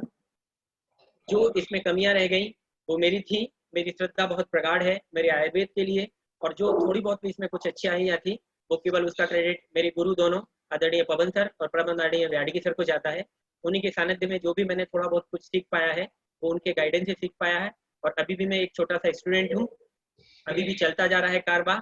और शायद आज जितने भी लोग यहाँ पे जुड़े हुए हैं वो सभी अमूमन मेरे शिक्षक ज्यादा हैं। सभी को मेरा प्रणाम। जो कमियां हैं वो मेरी और जो अच्छाइयां हैं वो मेरे टीचर की। इसी के साथ में आप सभी को बहुत बहुत धन्यवाद कि मुझे इस प्लेटफॉर्म को यूज करने का मौका मिला। कोऑर्डिनेटर्स को बहुत बहुत धन्यवाद। और लास्टली इसको सक्सेसफुल बनाने के लिए काफी लोगों का योगदान रहा। जैसे शुरुआत में Aishwarya Ranade madam, Jaykini madam, Deepti Parashar madam, Prashant ji और कर सर ने भी प्रेजेंटेशन बहुत अच्छा दिया था। और सारे टीचर के मेरे गुरु के प्रेजेंटेशन हो चुके हैं, तो सबका बहुत महत्व है। सभी को मेरा बहुत बहुत धन्यवाद और प्रणाम कि मुझे मिस जैसे छोटे व्यक्ति को आज तो मौका दिया कि मैं अपनी बात कर सकूं। बहुत बहुत धन्यवाद, प्रणाम। धन्यवाद अनुराग जी, आपकी बहुत सुंदर प्रस्तुति रही और आपने शुरू से एंड तक लेकर पूरा जो है मेल इनफर्टिलिटी के ऊपर और फर्टिलिटी के ऊपर बहुत अच्छा व्याख्यान दिया है। और आयुर्वेद और मॉडर्न दोनों को ही आपने, आयुर्वेद और मॉडर्न दोनों ही पर्सपेक्टिव लेके आप चले हैं और बड़े अच्छे तरह से आपने उसको प्रेजेंट करा है, तो उसके लिए बहुत बहुत धन्यवाद आपका। और एक चीज़ और, आपने जो रेतस परीक्षा बताई, जो अपने प्रसाद सर ने बताया, उसका कोरिलेशन आपने बताया, तो बहुत ही अच्छा कोरिलेशन था उसका। तो आशा है कि हम लोग भी इसको जो है अपनी लैब में रेतस परीक्षा के रूप में एस्टेब्लिश कर सकेंगे कि अलग अलग पैरामीटर्स आयुर्वेद के इसके फॉलो करके हम उस चीज़ को भी, अब सीवन एनालिसिस साथ साथ हम रेतस परीक्षा भी कर सकते हैं और उस point of Ayurvedic point of view से भी हम सोच सकते हैं उस चीज़ों को। फिर आपने प्रिवेंशन के बारे में इसके और मेडिसिन के बारे में क्या क्या कैसे करना चाहिए, क्या लेना चाहिए क्या नहीं लेना चाहिए, बहुत ही अच्छी तरह से बताया। मुझे लगता है इनफर्टिलिटी में ये सफिशिएंट मैटर था और काफ़ी कुछ आपने इसमें कवर करा है। और जैसे कि आपकी इच्छाएं आगे हैं, ईश्वर आपकी सारी इच्छाएं पूर्ण करे। जैसे आपने कहा कि मैं इंस्ट्रूमेंट बनाना चाहता हूँ, तो वो भी अवश्य पूर्ण होगा। उसके अलावा आपने कहा जो प्रोजेक्ट चल रहे हैं आपके सारे प्रोजेक्ट सक्सेसफुल हों और जो आपका टारगेट भविष्य में है वो सब आप अच्छे से कर सकें, ऐसी कामनाएं हमारी। इसके साथ ही मैं सभी श्रोतागणों से निवेदन करना चाहूँगा कि किसी के अपने अनुभव हो इस विषय के ऊपर तो वो अपने अनुभव शेयर कर सकते हैं। My first of all, I congratulate Dr. Anurag Pandey for a nice presentation on the topic of doctrines of male infertility. तो इससे पहले उसने PhD का काम इसी पे लिया था और मैं ट्राइबल बेल्ट में जो सोनभद्र डिस्ट्रिक्ट में हम लोग वहाँ जो ट्राइबल एरिया है तो वहाँ जाके उसने बहुत अच्छे से डाटा को कलेक्ट करके वहाँ पर उसने अच्छे से स्टडी करके और अभी हाल ही में उसने PhD का थीसिस भी जमा किया है, तो इसमें बहुत अच्छे से कार्य चल रहा है। और एक इंस्टीट्यूट ऑफ एमिनेंस के तहत BHU में एक उसका प्रोजेक्ट भी इसी का कंटेक्स्ट वाले में उसने सबमिट किया है। तो मैं आशा करता हूँ तो इसमें कुछ नया और काम करते रहेंगे और आगे निकलेगा तो कुछ ना कुछ इसमें निष्कर्ष निकल जाएगा। तो इसका काम बहुत अच्छा है और I wish him all the best for his future work. Thank you. Thank you Vaidya sir, thank you Vaidya sir. आप साथ हैं तो फिर आप साथ हैं तो हल निकलेगा जरूर, इसकी कोई समस्या नहीं है। बहुत उत्तम प्रस्तुति, बढ़िया तरीके से हाँ इन्होंने आज की है और डेफिनेटली बहुत नए आयाम जोड़े हैं अनुराग जी ने। मेरा वर्क भी MD का मेल इनफर्टिलिटी पर ही रहा है स्टेट आयुर्वेदिक कॉलेज में, और सब लोग जानते ही हैं वहाँ पे मैंने पंचकर्म पे और भी काम किया था। उस तरीके से 2 ग्रुप लिए थे, एक संशोधन कराया था और एक बिना संशोधन के, तो और अच्छा इन्होंने काम किया। मैं आगे के लेक्चर के लिए सभी लोगों से थोड़ा सा ये अनुरोध करूंगा कि वो चिकित्सा पक्ष को भी बेशक यूज कर सकते हैं। ऐसा नहीं है कि हम केवल निदान के व्यक्ति हैं तो निदान को ही बताना है, वो तो एक क्लास की बात हो गई। यहाँ हम लोग अगर चिकित्सा के अनुभव हैं तो उनको भी अच्छी तरीके से शेयर कर सकते हैं। ये एक स्वतंत्र लेक्चर सीरीज है और निदान द्वारा आयोजित हो रही है, तो निदान पे ज्यादा स्ट्रेस देना है, लेकिन चिकित्सा पक्ष को भी बताना है। और अनुराग जी भी थोड़ा सा इसका जो आयुर्वेद दृष्टि से निदान है उस पे भी कुछ आगे कार्य कर रहे हैं, क्योंकि जितने भी निदान के इन्होंने फैक्टर बताए, जितना भी सब कुछ देखा, वो मॉडर्न दृष्टि से ही ज्यादा है उसमें। तो आयुर्वेदिक दृष्टि से भी जैसे कि अपान वायु का रोल है शुक्र निष्क्रमण में, तो क्या हम अपान वायु को ठीक करने वाली औषधियों का इसमें प्रयोग कर सकते हैं, और वो किस हद तक आयुर्वेद में जो लिखा है वो आज के पैरामीटर पर हम कर सकते हैं। तो मैं उनसे अनुरोध करूंगा कि आगे के कार्यों में विशेषकर अपान वायु को देखते हुए वह जरूर इसमें आगे कार्य करें। धन्यवाद doctor sir. Thank you sir. Hello, हाँ कर सर, नमस्कार। नमस्कार। नमस्कार डॉक्टर अनुराग पांडे को बधाई, बहुत अच्छे से उन्होंने लेक्चर दिया थैंक यू सर। और उन्होंने ये इस टॉपिक पे पूरा काम कर रहे हैं और मन लगा कर काम कर रहे हैं और हम लोग सब साथ में हैं।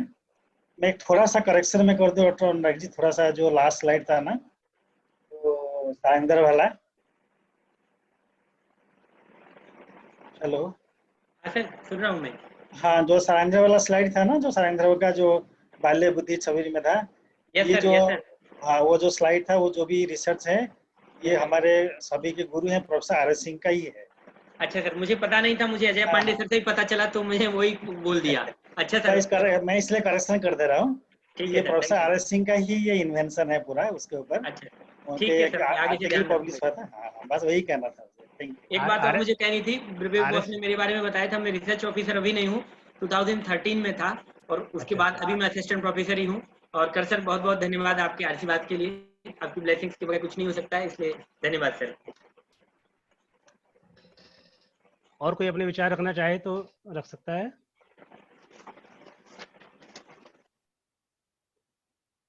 अनुराग sir, doctor Sandeep Dahilekar is here. Yes sir. हाँ जी Sandeep ji. Very nice presentation. You covered each and everything. I am very happy to hear you. एक दो चीज सर मैं ऐड करना चाहूंगा, मुझे ऐड करना है, आपके ऊपर कोई सवाल नहीं खड़ा करना है। एक चीज जो मैं सैंपल कलेक्शन के बारे में एज अ पैथोलॉजिस्ट कहना चाहूंगा, it is strictly prohibited that rubber cork container should be strictly prohibited, क्योंकि रबर कॉर्क जो होता है, जैसा कि आपने कंडोम कहा है, तो केवल कंडोम वाला कलेक्शन तो एक अलग बात है, बट रबर कॉर्क कैप वाला अगर कोई कंटेनर है या बॉटल है, उसमें अगर पेशेंट सैंपल लाता है तो that should not be examined, because that rubber act with the sperm acrosome and that make its deformed, dead or its motility get hampered. तो ये रबर कॉर्क वाली चीज आप अपने थीसिस में या आप जो भी प्रोजेक्ट करें आपके स्टूडेंट के लिए, उसके लिए आप जरूर याद रखें।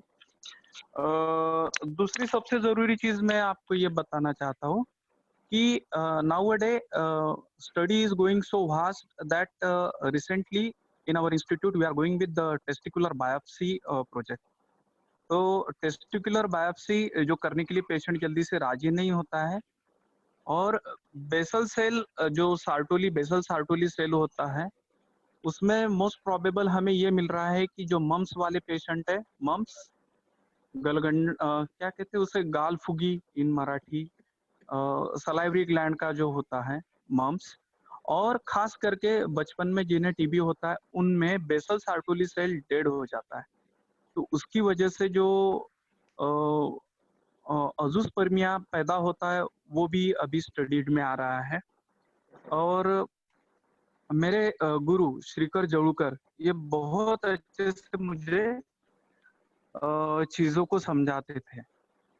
तो समटाइम डेस्टिनी इज देयर, आपका sperm count is okay, female से ट्यूब हिस्टोसाल्फिंजोग्राफी जो स्टडी होता था एब्डोमिनल, वो भी ओके है, both tube are open, still there is infertility since from 11 years.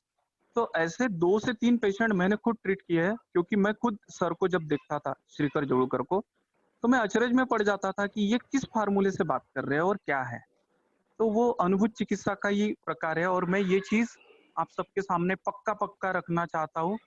And believe me, ये मिराकुलस है। क्यों, कैसे, आई डोंट नो।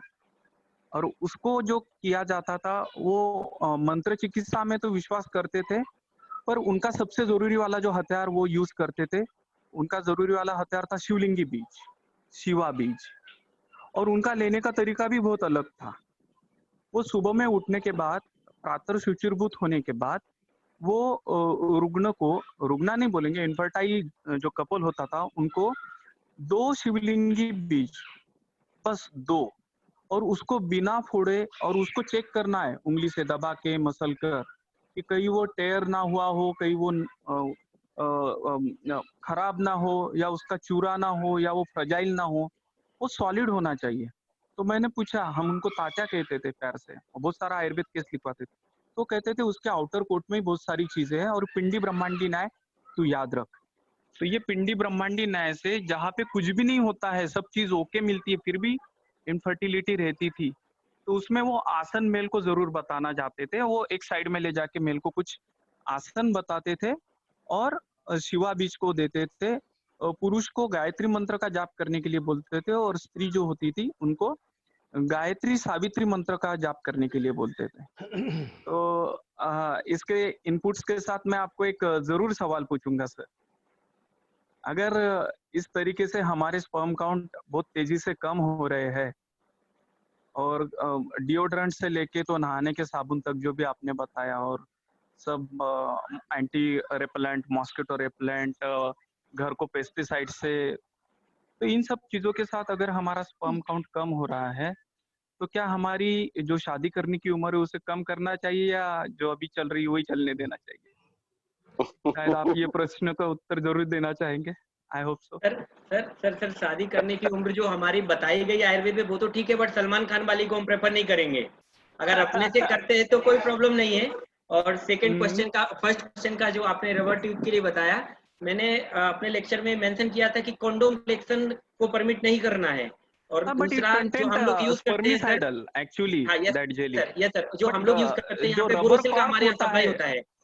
हाँ सर हमारे यहाँ बोरोसिल का सप्लाई होता है, हम लोग वो यूज करते हैं। हाँ, दैट्स गुड सर। बट कभी कभी पेशेंट है ना, हम कमर्शियल में काम करते ना, तो इंजेक्शन का जो वायल होता है उसको धो के उसमें लेके आता है। अरे सर वो तो बहुत सारी चीजें, वो दवा का जो बेनेड्रिल का सिरप होता है उसमें यूरिन लेके आते हैं कई बार, तो वो तो बहुत उनके पास में जो अवेलेबल होगा वो वैसे लेके आ जाते हैं। आप बिल्कुल सही कह रहे हैं, प्रैक्टिकल में ये बिल्कुल 100% देखने को मिलता है। अगली बार मैं आपको सुनूं तो आप टेस्टिकुलर बायोप्सी के साथ कुछ जरूर नया पक्का सर, मैं आपके उससे बहुत ही ब्लेस्ड हुआ, और मैं कोशिश करूंगा कि इनको साथ में मैं अगले प्रेजेंटेशन में इनकॉर्पोरेट करूं। जरूर। और मैं विवेक अग्रवाल सर का भी धन्यवाद देना चाहता हूं कि उन्होंने इमिनेंट स्पीकर पकड़ के लाए, और बहुत अच्छा प्रेजेंटेशन चल रहा है। Thank you sir. धन्यवाद संदीप सर, धन्यवाद। Thank you sir. हेलो, अब मैं हमारे जो आज हेलो हाँ हेलो, नमस्कार। हाँ नमस्कार विवेक जी, बहुत बहुत बधाई हो। अनुराग जी, बहुत ही एक्सेलेंट आज का जो प्रेजेंटेशन था, बहुत ही बढ़िया। और जो आपने इसका श्रेय जो दिया है अपने गुरुओं को, पवन जी को और उनको, तो उनको भी मैं बधाई देना चाहूंगी। और एकदम एनर्जेटिक जो है ना प्रेजेंटेशन, बहुत ही एनर्जेटिक था। मतलब कहीं पे भी थोड़ा भी जो है पलक भी नहीं झपका पाए, और पूरी तरह से बांध के रखा था आपके लेक्चर ने। तो एकदम से टॉपिक भी रेलिवेंट था आज के परिप्रेक्ष्य में, और बहुत अच्छा, और बहुत बहुत बधाई आपको। Thank you ma'am, thank you. धन्यवाद दीप्ति मैम। अब मैं जो है आज हमारे पवन सर को जो है हमारे NIA में आयुर्वेद टॉक्स चल रही है, तो सर को वहाँ भी जाना था, तो इस चक्कर में सर अभी उपस्थित नहीं हो सके इस समय। तो मैं आज हमारे जो है लोकनिकाय एकेडमी के सेक्रेटरी सर को जो है निवेदन करूंगा कि वो धन्यवाद। Doctor Atul sir. हाँ, नेटवर्क सही रहे इसलिए मैं अपना फोटो यूज नहीं कर रहा हूँ। ठीक है, आवाज आ रही है आपकी। हाँ, इसलिए बहुत बहुत आभार, धन्यवाद। जो एक सोच हम लेके चले थे, और सिंगल लेक्चर सीरीज सुपरहिट जा रही है आप सब लोगों के मेहनत से, आप सब लोगों के प्रयास से, और सब भी शुरू से लगे हुए हैं। दीप्ति जी ने सबसे पहला लेक्चर दिया था, सिंगल लेक्चर सीरीज हमने उस समय कंसेप्ट एक रखा था, और उस चीज के लिए मैडम जाइकिनी, मैडम ऐश्वर्या जी सभी ने बहुत अच्छी तरीके से आगे बढ़ाने के लिए पूरा सहयोग दिया।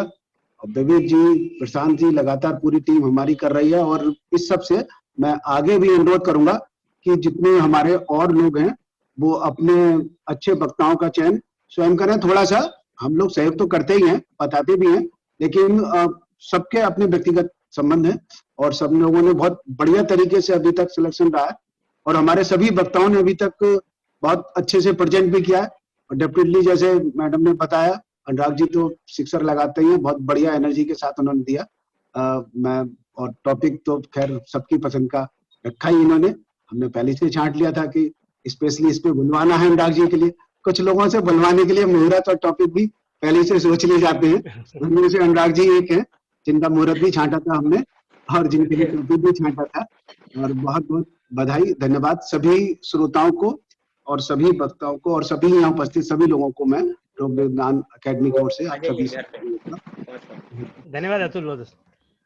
चलो अंत देखिए में सर, जो है परिषद अनुराग कुछ जी चाहे तो उससे हटके कुछ नहीं है, और आप जैसे कह रहे हैं वो सही है। आप देव हैं और आपने चाह लिया तो वो होना ही होना है। धन्यवाद अनुराग जी, आपने बहुत अच्छा आज दिया। अंत में फिर धन्यवाद करके मैं सभा को समाप्त करने की अनुमति अतुल जी से मांगता हूँ कि आज इसको कार्यक्रम को जो है समाप्त। जी बिल्कुल, डॉक्टर गणेश सर कृपया इसको लीव कर दीजिए। और फिर आशा है अनुराग जी की सेवाएं दोबारा फिर मिलती रहेंगी।